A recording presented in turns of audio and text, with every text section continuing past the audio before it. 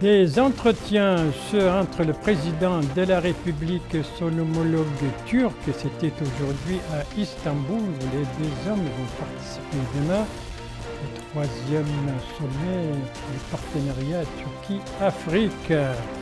Un lancement, celui des travaux de construction d'une usine de poissons l'arabo-mauritanienne. C'était aujourd'hui supervisé par le ministre des Pêches et de l'économie maritime dans notre capitale économique. Une réunion, celle tenue par la ministre du Commerce, de l'Industrie, de l'Artisanat et du Tourisme, avec les acteurs dans le domaine touristique, c'était hier dans notre capitale économique. Et puis pour vous prémunir contre la Covid-19, eh bien rien de tel que de se faire vacciner et de continuer à respecter les mesures préventives.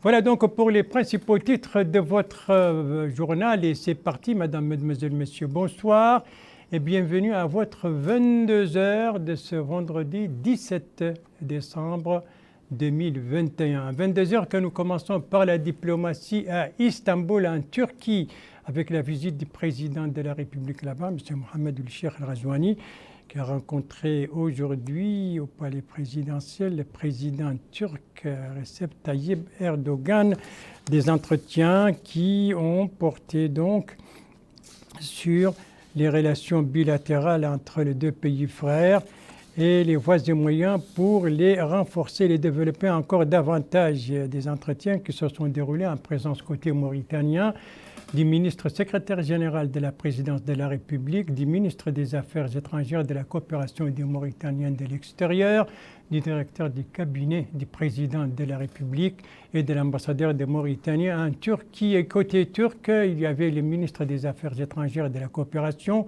celui du commerce, l'ambassadeur de Turquie en Mauritanie et d'autres hauts responsables de la présidence de la République turque. Voilà donc pour le diplomatique. Après les diplomatiques, le parlementaire, l'actualité parlementaire dominée par deux réunions de la commission des finances de l'Assemblée nationale, une hier et une autre aujourd'hui.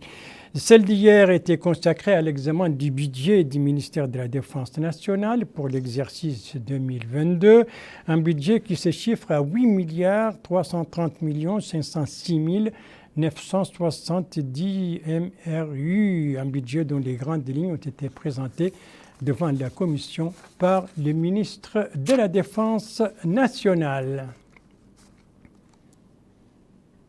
Ça, c'était la réunion de la commission des finances de l'Assemblée nationale hier, consacrée au budget du ministère de la Défense au titre de l'année 2022. La deuxième réunion de la commission de cette même commission, c'était aujourd'hui. Et c'était une réunion destinée à examiner le budget du ministère de la Culture, de la Jeunesse, des Sports et des relations avec le Parlement et des relations avec le Parlement donc, des sports bien entendu aussi. Pour l'année 2022, un montant de ce budget, 1 803 457 866 MRU. Et vous l'avez vu, c'est le ministre en personne, le ministre de la Culture, qui a donc défendu ce budget devant les membres de la commission. Et c'était donc au cours de la réunion de cette commission aujourd'hui. Après l'actualité parlementaire, l'actualité économique à présent a commencé par ce forum d'investissement qui vient de se dérouler à Nouakchott, clôture cet après-midi après 2 jours de débats et d'échanges autour du thème l'Afrique 2050, enjeux et défis. L'organisateur de cette rencontre, eh bien, c'est le ministère des Affaires économiques et de la promotion des secteurs productifs en collaboration avec le magazine Financial Afrique, compte rendu Bokar Baileba. Ce forum a constitué l'occasion pour l'élite économique et financière africaine et internationale de discuter des enjeux stratégiques de développement de l'Afrique et de définir les tendances globales de l'Afrique à l'horizon 2050. En d'autres termes, il s'agissait de donner des États et organisations des outils d'analyse pour une meilleure anticipation stratégique. Ainsi, cette deuxième et dernière journée a été ponctuée par des panels sur les secteurs extractifs, les perspectives et les enjeux économiques. Il a été aussi question sur le financement du logement et l'investissement dans le secteur de l'élevage dans notre pays, ainsi que le cadre institutionnel et juridique. Justement, le ministre de l'Élevage, Lemrabot El-Benahi, a visité l'exposition d'entreprises opérant dans le domaine de l'investissement dans le milieu pastoral. En d'autres termes, il s'agit de mettre en exergue la vision et la volonté du gouvernement mauritanien de développer et moderniser le secteur de l'élevage pour créer plus de valeur ajoutée. L'attractivité des investissements directs étrangers est plus que jamais conditionnée à un bon climat des affaires. Et l'existence d'importantes ressources et de potentialités dans notre pays justifie plus d'investissements, d'où la création de l'Agence pour la promotion des investissements en Mauritanie. Nous venons de terminer le panel Investir en Mauritanie, donc en marge des Financial Africa Awards, qui était organisé en partenariat avec le ministère des Affaires économiques et de la promotion des secteurs productifs.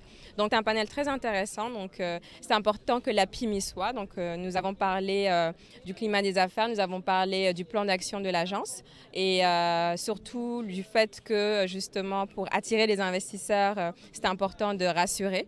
Nous avons vraiment mis l'accent sur le fait que aujourd'hui le portefeuille de projets justement qui ont été agréés au sein du guichet unique ces dernières années était vraiment très équilibré. On a tendance à croire qu'on privilégie l'investissement international. Mais j'ai rappelé qu'aujourd'hui, le principal thermomètre pour le climat des affaires, c'est vraiment le tissu économique local. Donc c'était important pour nous de mettre l'accent sur le fait que c'était une des stratégies de la PIM, de s'assurer que les entreprises nationales et les entreprises déjà installées aient un traitement tout aussi privilégié que les investisseurs potentiels. Le secteur privé n'est pas en reste. Il s'affirme comme un facteur essentiel dans la compétitivité et la productivité des entreprises dans notre pays. Cette décennie, c'est la décennie de l'espoir. Cette décennie sera la décennie de l'autosuffisance alimentaire. Les gens sont sereins, les investisseurs sont sereins. Sachez que les meilleurs ambassadeurs d'un pays, ce sont ses hommes d'affaires. Ce qui leur arrive, les autres vont s'en inspirer. S'ils sont bien protégés, s'ils travaillent, s'ils réalisent de bonnes choses, s'ils sont encouragés et intéressés, les investisseurs étrangers vont faire la même chose. À rappeler que la révision de la loi sur les partenariats publics-privés, la révision en cours du Code des marchés publics, la création et l'opérationnalisation de l'Agence pour la promotion des investissements en Mauritanie sont quelques-unes des réformes récentes en faveur de la promotion des investissements dans notre pays.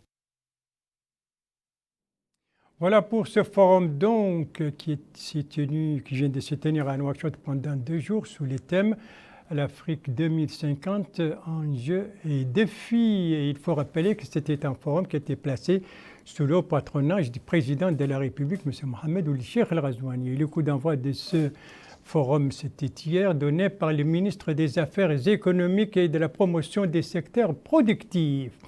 Son collègue des pêches et de l'économie maritime, lui, se trouvait aujourd'hui à Nouadhibou. L'occasion pour lui d'entreprendre 2 activités. D'un côté, il s'est informé sur le déroulement des journées de concertation sur justement la réforme de ce secteur des pêches. Et de l'autre, il a procédé à la pose de la première pierre j'y arrive d'une usine de poissons au profit de la société mauritano-arabe. C'est un compte-rendu de notre correspondant permanent dans notre capitale économique, Abdallah Zouber. Compte-rendu revient en français par Cheikhna Cheikh-Saad Bou. La pose de la première pierre de cette usine de pêche, présidée ici par le ministre de la Pêche, M. Dioul Zeine, est un événement que les acteurs de la pêche de Nouadhibou attendent. Car la future usine, l'une des plus importantes en Afrique de l'Ouest, offrira aux habitants de la capitale économique plus de 150 emplois fixes et plus de 100 autres emplois non permanents. Le projet a coûté 25 millions de dollars pour une capacité de conservation de 400 tonnes par jour et une capacité globale de 10 000 tonnes. L'usine permettra de traiter les produits halieutiques destinés à l'utilisation des populations. Le ministre a souligné l'importance de ce genre d'investissement qui contribue à la sécurité alimentaire dans le pays, à la création d'emplois et surtout à la valorisation de nos produits halieutiques à travers leur traitement sur place, soulignant que la politique du gouvernement va dans ce sens, c'est-à-dire la création d'usines capables de traiter le produit sur place. Il a également loué la coopération entre notre pays et l'autorité arabe et ses partenaires dans le public et le privé. Justement, le président de l'autorité arabe pour l'investissement a indiqué que la coopération entre la Mauritanie et leurs structures va sans nul doute profiter à plus d'un, rappelant les énormes potentialités de notre pays dans le domaine de la pêche. Il a tenu à remercier les autorités mauritaniennes pour cette coopération. Le ministre a enfin suivi des explications sur la nature du projet, dont les travaux devront finir l'année prochaine. Il faut noter que la cérémonie a eu lieu en présence du Wali de Dakhlet Nouadhibou et du directeur général de la SMPP, M. Mokhtar Ahmed Boussaïf. Donc pour les activités du ministre des Pêches et de l'économie maritime à Nouadhibou, autre ministre qui se trouvait également dans notre capitale économique, il s'agit maintenant de celle du commerce, de l'industrie, de l'artisanat et du tourisme. On doit voir les images, les voilà. Eh bien, la ministre a tenu une réunion avec les acteurs travaillant dans le domaine du tourisme, et cela en compagnie du président de la zone franche de la ville. Une réunion, c'était donc hier, la réunion a porté sur les perspectives et les moyens de développer ce secteur, mais aussi sur la stratégie du département dans ce domaine. Et c'était aussi l'occasion pour la ministre d'écouter les avis et les suggestions des participants, ces participants qui ont salué de leur côté ce genre de rencontres, car, disent-ils, cela concrétise les orientations des autorités publiques visant le soutien et la promotion de ce secteur dit tourisme, particulièrement au niveau aussi de Dakhlet Nouadhibou.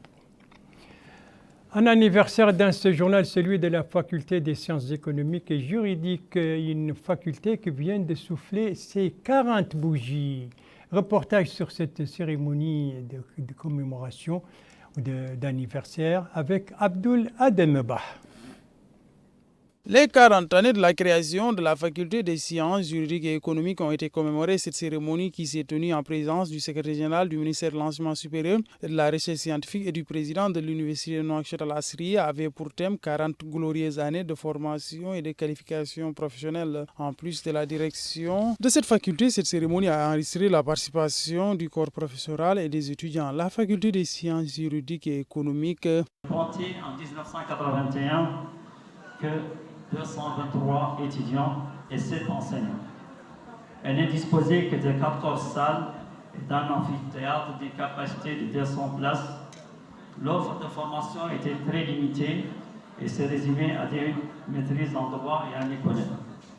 Aujourd'hui, la faculté des sciences juridiques et économiques dont nous sommes fiers compte plus de 900 étudiants, dont environ 43% de sexe féminin, 106 enseignants, chercheurs permanents et fait appel au service de 178 vacataires dont je salue les énormes efforts qu'ils mènent pour assurer la formation de qualité de nos étudiants.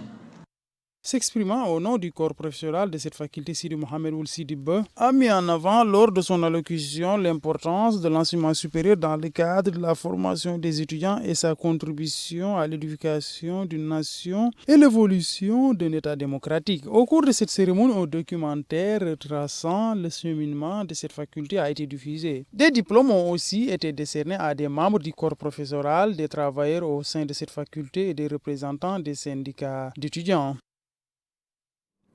Alors, bon anniversaire donc à la faculté des sciences économiques et juridiques et longue vie. Rappelez-vous, récemment, le président de la République avait frappé sur la table en soulignant, en disant que le retard apporté à la réalisation de certains projets dont il a lancé les travaux n'était pas acceptable, n'était plus acceptable et qu'il faut prendre dans l'immédiat des mesures pour que cela ne se répète pas. Eh bien, c'est un thème qui a dominé aujourd'hui une réunion au niveau de l'UNPM, l'Union nationale du patronat de Mauritanie, une réunion qui a regroupé le président de l'UNPM et les fédérations des bâtiments, travaux et services. C'est un compte-rendu de Bokar Baïleba. L'objectif de la rencontre est de diagnostiquer la réalité et identifier les raisons des retards de certains projets dans le secteur du bâtiment et travaux publics. Il a été aussi question de mettre en œuvre des mécanismes pour s'assurer que les retards ne se reproduisent plus. Ainsi, le président de l'Union nationale du patronat mauritanien, Mohamed Zine El Abidine Ouchi Ahmed, a souligné le souci des autorités sur le partenariat et sa solidité entre les secteurs publics et privés du pays, et veillant à ce qu'ils soient maintenus avec perfection et rapidité dans la mise en œuvre des travaux.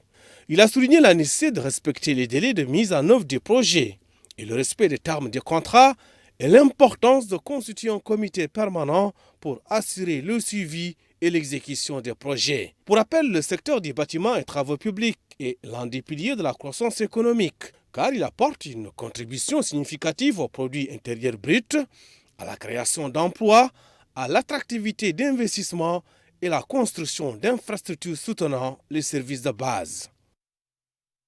Voilà donc pour cette réunion au niveau du patronat aujourd'hui. Et dans le domaine religieux, eh bien, on va en parler dans cette édition. Aujourd'hui, c'était vendredi. Et donc, la prière de vendredi aujourd'hui était quelque peu spéciale, puisque toutes ces prêches portaient sur un seul thème, donc un thème unifié. C'est le cas notamment à Zouerat, la capitale du Tir Zemour. C'est ce que nous dit notre correspondant permanent là-bas, Mokhtar Baba Ahmedou, compte rendu revu en français par Mohamed Al-Khattat. L'appel du muezzin pour la prière du vendredi retentit de plus belle d'une mosquée à une autre pour inviter les fidèles à converger vers les lieux de culte et écouter entre les deux temps de la khutba les conseils et rappels des enseignements religieux qui recueillent les préjugés et les pseudonymes dégradants ou encore de se targuer de ses origines de noblesse.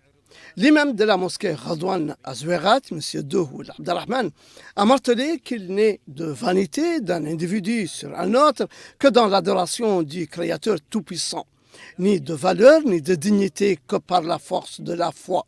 Il a appelé à rompre définitivement avec les comportements sataniques, dit-il, les préjugés et les images stéréotypées qui sont en porte-à-faux avec la réalité et en flagrante contradiction avec les préceptes de l'islam et de la charia et les règles du droit.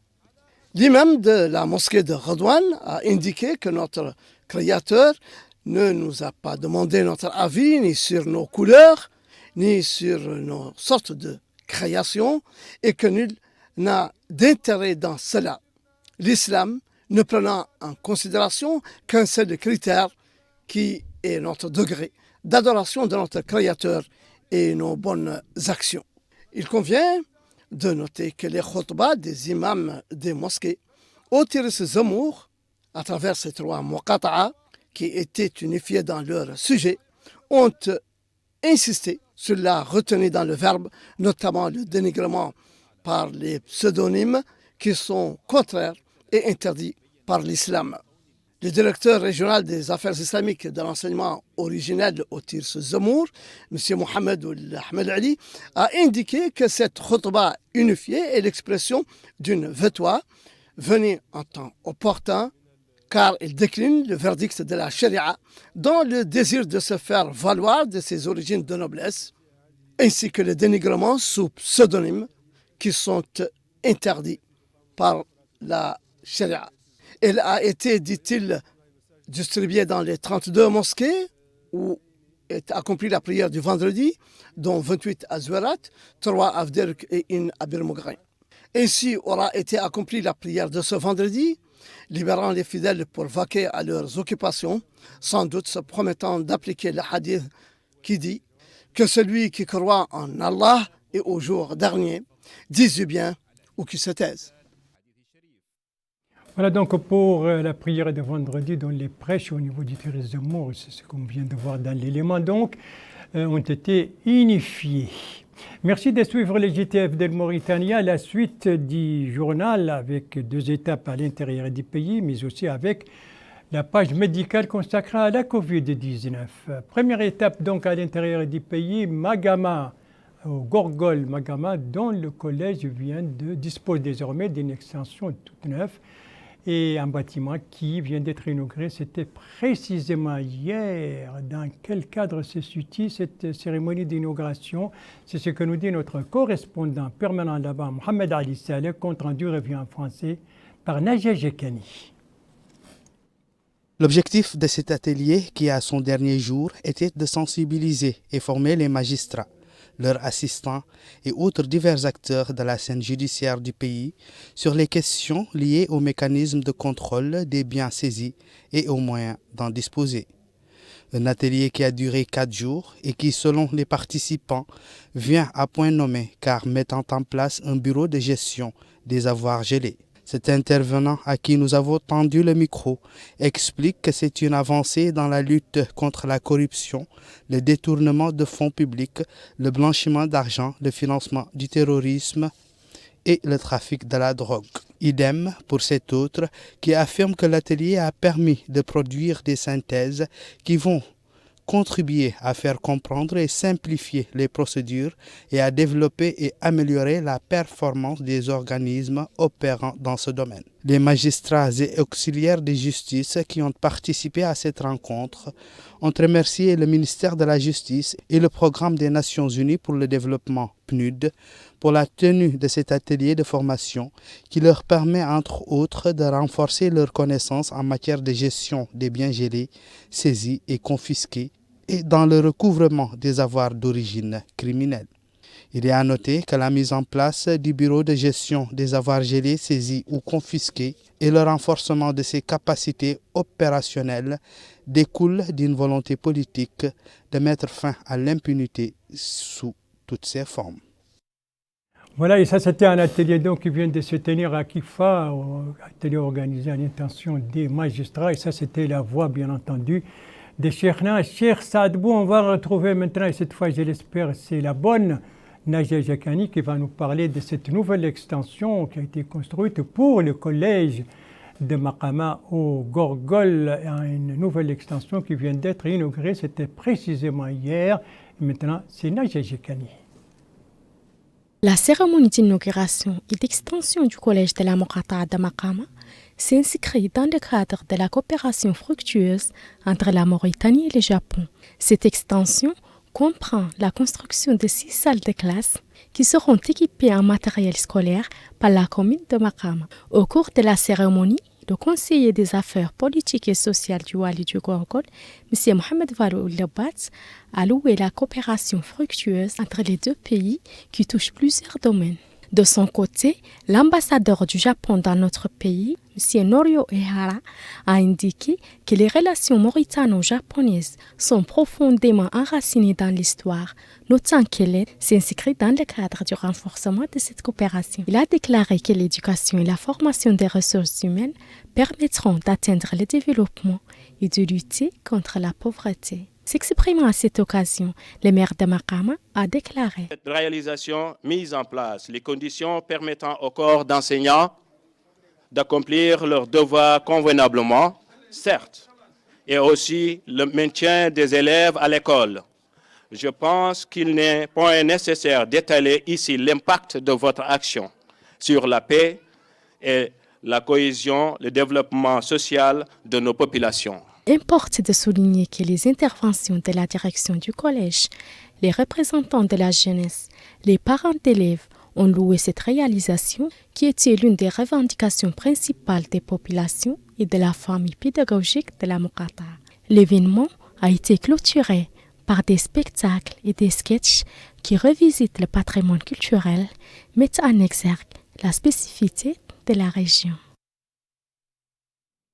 Voilà donc pour ce nouveau bâtiment donc, du collège de Magama au Gorgol qui vient d'être inauguré, fruit de la coopération entre la Mauritanie et le Japon. Après Kifa et Magama, notre troisième étape à l'intérieur du pays, c'est la ville d'Attar, la capitale de l'Adrar. Attar, dont la commune vient de bénéficier d'un don de l'association des maires francophone. Compte rendu de notre correspondant permanent là-bas, Mohamed Oulbilal, compte rendu revu en français par Mohamed Khattat. La commune d'Attar a réceptionné un don composé de camions-bennes et de matériel d'entretien offert par la fondation Veolia en partenariat avec l'Association internationale des maires francophones.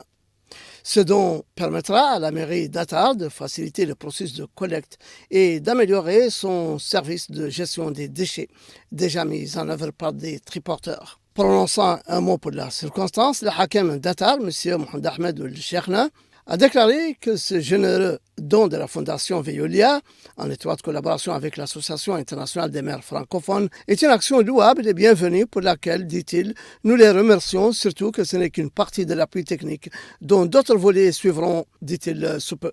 Pour le maire d'Attar, M. Sid Ahmed Ould Mohamed, ce financement est le résultat d'un accord tripartite entre la mairie d'Attar, l'Association internationale des maires francophones et la Fondation Veolia, dont 13% sont supportés par la commune, 26% par Veolia et 60% par l'Association internationale des maires francophones. De son côté, le représentant de la Fondation Veolia, M. José de Grave, s'est félicité de l'appui apporté par Veolia à la mairie d'Attar, indiquant que la Fondation soutient des projets d'intérêt général dans plusieurs pays africains, et cela dans divers domaines. Le représentant de l'Association international des maires francophones, M. Mohamed Ould Rajil, a quant à lui souligné l'importance de ce don et la nécessité impérieuse de veiller à la maintenance de ce matériel que la mairie se doit, dit-il, de gérer avec bienveillance et ne doit être utilisé que par elle. Il est vrai que ce don est octroyé pour équiper la ville et soutenir l'effort de la mairie visant à passer un cap en matière de propreté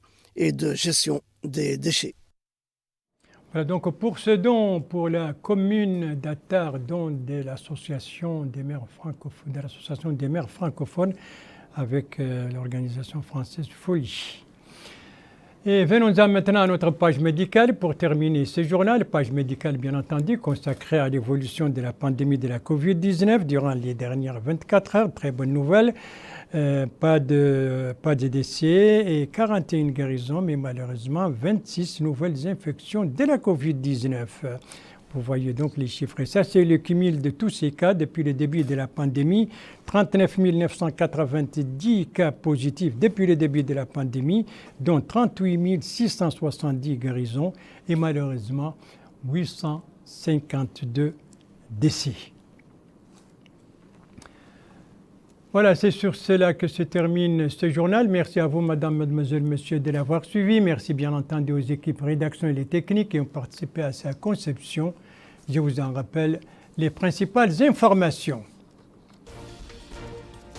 Ici, c'était aujourd'hui à Istanbul. Le président de la République a rencontré son homologue turc, un entretien qui a porté sur les relations bilatérales entre les deux pays frères et les voies et moyens de les développer et de les renforcer encore davantage. Ici, c'est le ministre des Pêches et de l'économie maritime. C'était ce matin à Nouadhibou où il a procédé à la pose de la première pierre d'une usine de poissons pour la société arabo-mauritanienne dans notre capitale économique et toujours dans notre capitale économique. C'est la ministre du Commerce, de l'Industrie, de l'Artisanat et du Tourisme. Elle a tenu hier là-bas une réunion avec les acteurs agissant dans le domaine du tourisme. Et n'oubliez pas, s'il vous plaît, de continuer à respecter les mesures préventives et de vous faire vacciner si ce n'est pas déjà le cas. Ce sont des gestes très simples qui dépendent de chacun de nous et qui ne demandent pas beaucoup d'efforts, sinon la volonté de les appliquer. Pourtant, ce sont des gestes qui permettent de sauver des vies et ce sont des gestes, c'est le moyen efficace pour se prémunir contre la Covid-19. Votre santé est entre vos mains, prenez soin de vous pour vous préserver et préserver les autres. Et si vous aimez vos proches, eh bien, pas d'approche et pas non plus de reproches, et tous vaccinés, tous protégés. Il ne me reste plus qu'à vous souhaiter une très très bonne fin de soirée, une très très bonne fin de semaine, et à vous donner rendez-vous, Inch'Allah, demain à la même heure, 22h. Bonsoir.